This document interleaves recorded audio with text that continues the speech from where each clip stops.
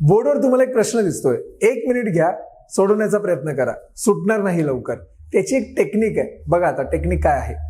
एक गोष्ट लक्षात ठेवा नेहमी, जर एखादी संख्या x असेल आणि त्याला जर मी 11ने गुणलं तर तीच संख्या रिपीट होते, xx.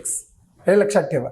जर एखादी संख्या xy अशी असेल आणि तिला जर मी 101ने गुणलं तर xy हे उत्तर येणार. लक्षात ठेवा या गोष्टी.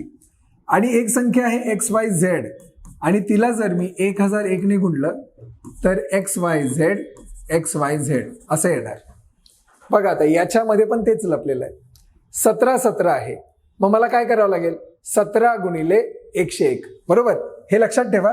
आता इथे मी करतो 17 गुणिले 101, येते लक्षात, गुणिले. आता 142 आहे, इथे मी काय करणार, 142 गुणिले 1001, बरोबर.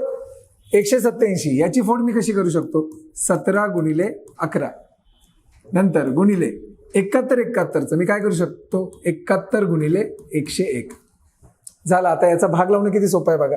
101 कॅन्सल, ठीक आहे. 71 71 दुने 142. आता हा 17 आणि हा 17 कॅन्सल. 1001 भागिले 11, 11 एके 11, 11 नव्वे 99, 11 एके 11.